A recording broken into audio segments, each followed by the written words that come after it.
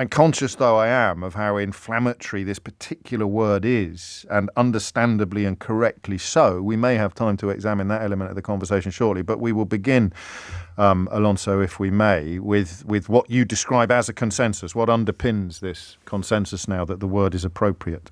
Yeah, thank you for having me. And also, I'm a lawyer by training. I was one of the signatories of that letter. No, I realize that. Sorry, I should have said. No, it is important, I think, to call things what they are, I think. And there's a broader debate to have, and we can talk about it later. But I think what's important is to notice that genocide is a specific typified conduct. It's something that you do with a specific intent. And when that happens, it's important to call it that. And I think from the analysis that me and I think most of the people that study genocide have concluded, Israel has committed the conduct, and it has demonstrated expressly the intent to destroy the people of Palestine, of Gaza. So when you add those two, you get genocide. That's basically it. And it can be both remove and extinguish. It doesn't have to be kill. It can simply be. So one thing that is important to know is, technically, from the definition of genocide, you don't really need to kill anyone to commit genocide. Like, you can commit genocide just by transferring children from one group to another, and none of them die. And that is still wiping out an identity, essentially. There is some debate as to what is the distinguishing factor between ethnic cleansing and genocide. That is kind of a problem that was put in by the International Court of Justice when it was dealing with Yugoslavia, the former Yugoslavia. But I think this idea that it is either ethnic cleansing or genocide is not really very credible, and not many people subscribe to it. Of course, a campaign of ethnic cleansing can be genocidal if it's committed with the intent to destroy the group. And so if we had to put into two sentences what it is about the current blockade, the latest blockade, and the new military offensive that fulfills this criteria in a way which those criteria were not being fulfilled necessarily, well, at all from the outset. What do we put in that box? Well, I think the clearest conduct, let's start with conduct, and before we get into intent, the clearest conduct is the subjection of Palestinians in Gaza to conditions of life that will elicit their destruction as a group. They cannot exist as a group anymore in Gaza because there are no homes, there's no electricity, there's no hospitals, there's no universities, there's mosques are being blown out, entire neighborhoods are being flattened, not during hostilities, mind you, but like when the hostilities end in controlled explosions. So I think that is the most clear act. Then there's also, of course, the disproportionate killing. I think even Israel's allies are concluding now that the killing of Palestinians in Gaza is completely disproportionate. It's done by AI software. It's done through kill zones. This idea that it is exclusively happening when there is someone underneath a hospital in a tunnel is not really true. And so there are more, but of course.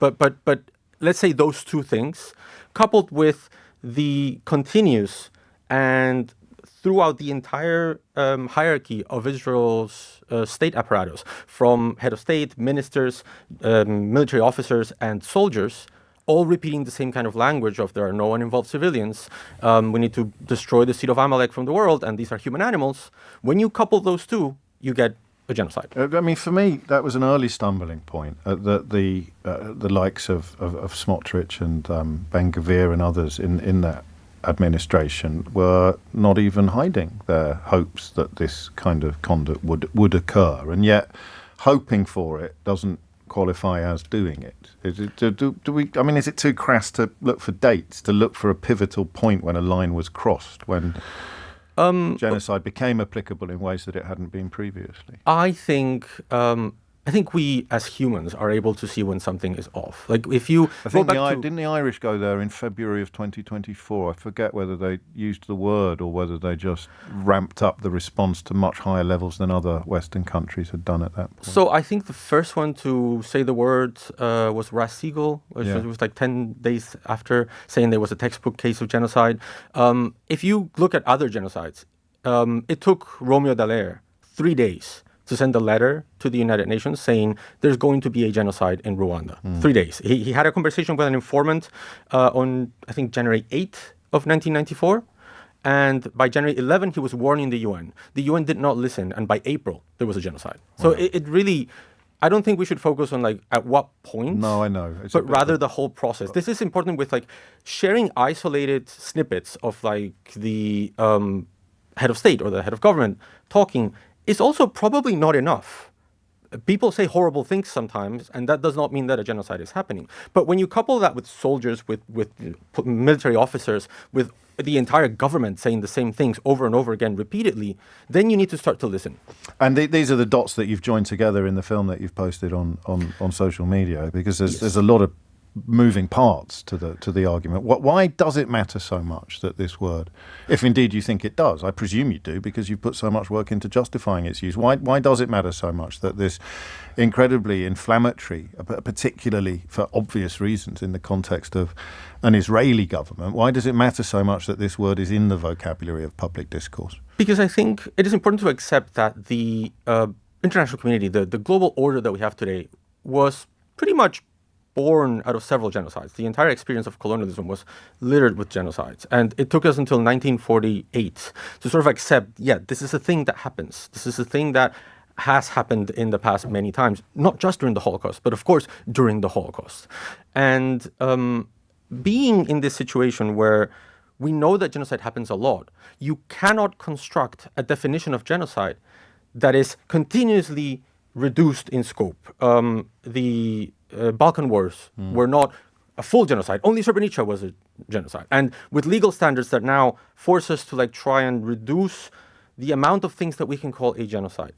That happens every time there's a genocide. There's people that try to narrow down the definition so that their specific genocide is not a genocide. And every year or every genocide, we chip away a little bit of the word and a little bit of the word. And at the end of the day, if you have a definition of genocide that is so narrow that nothing is a genocide, arguably a lot of the Holocaust would not even cover as a genocide, because like if genocide is only the systematic extermination of people, as of 1941 with the final solution, then Kristallnacht was not genocidal. And I fundamentally disagree with that.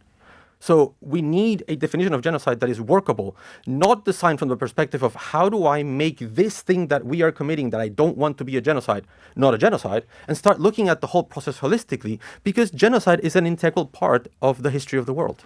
And this is, if you want to explore it further, exactly the subject of Alonso's video essay, which is on YouTube and indeed on Blue Sky, on his account and indeed on mine. Thank you, Dr. Alonso Gurmendi, from the London School of Economics, Sociology Department. You also blog, I think, at Opinio Juris, is that right? Yeah, I blog Opinio Juris and I have a Twitch channel.